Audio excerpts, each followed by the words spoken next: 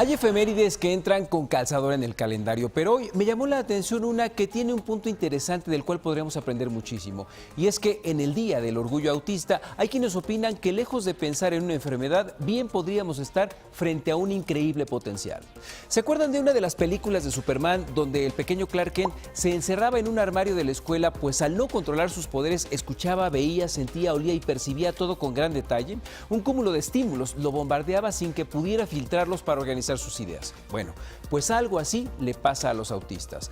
Personas con una hipersensibilidad a los estímulos sin la capacidad de filtrarlos o sin poder centrarse en una conversación. Algo así como tratar de escuchar un susurro en medio de mucha gente o con la música a todo volumen. Una condición producto de un exceso de conexiones en funcionamiento cerebral distinto.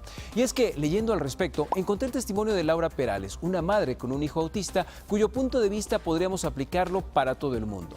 Ella comenta que vivimos en una sociedad donde nos preocupa más lo que no podemos hacer que lo que sí podemos lograr. En las escuelas, por ejemplo, no nos fijamos si nuestros hijos sacan 10 en historia, sino por qué sacaron 5 en matemáticas o viceversa. Vemos nuestras fallas en lugar de potencializar nuestras capacidades. Nos enfocamos en poder hacer lo mismo que los demás, pero no en lo que solo nosotros podemos hacer. Esto, claro, luego de un proceso de enseñanza, esfuerzo y dedicación, porque tampoco se trata de decir que la flojera es nuestra mayor aptitud. Y es que, por ejemplo, en los casos de los autistas, si bien no llevan una vida como la de los demás, sí cuentan con un tremendo potencial para ver detalles, patrones o imágenes que pasarían desapercibidos por los demás. Una característica muy apreciada en empresas de tecnología o en lugares como Silicon Valley. Entonces, ¿por qué no potencializar nuestras habilidades en lugar de guardar en burbujas a quienes son diferentes? ¿Por qué pretender que somos todólogos y no especialistas en ciertas modalidades? Aprendiendo a aprender y escuchando a quien sepa más que yo, pues un buen orador no siempre será un buen líder o aquel introvertido quizá cambie al mundo. Desarrollemos nuestras capacidades, pero también modifiquemos el rumbo cuando sea necesario, pues bien lo dice el dicho, el que corrige nunca se equivoca. O si alguien opina lo contrario, ¿por qué no? Levanta la mano.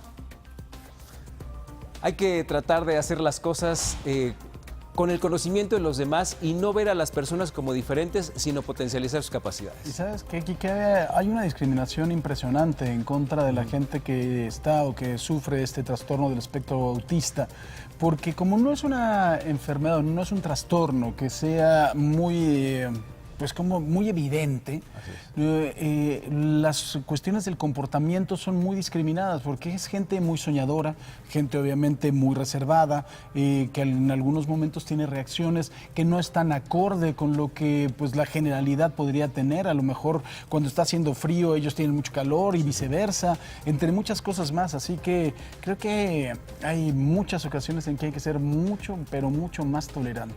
Y mientras nosotros nos quejamos que a veces somos demasiado dispersos, ellos tienen la capacidad a lo mejor de focalizarse en una cosa, pero en esa cosa puede estar la cura de una enfermedad, el desarrollo de una tecnología o algo que nos haga avanzar. De hecho, los estudios dicen que quizá quienes fueron los autores de las pinturas rupestres o empezaron a revolucionar la sociedad fueron justamente personas con ciertos límites de autismo. Y hay que recordar, la primera vez que se empezó a hablar de autismo abiertamente fue con una película que fue ganadora del Oscar para Dustin Hoffman, que se llama Rain Man, o Cuando los hermanos se encuentran, Tom Cruise y Dustin Hoffman.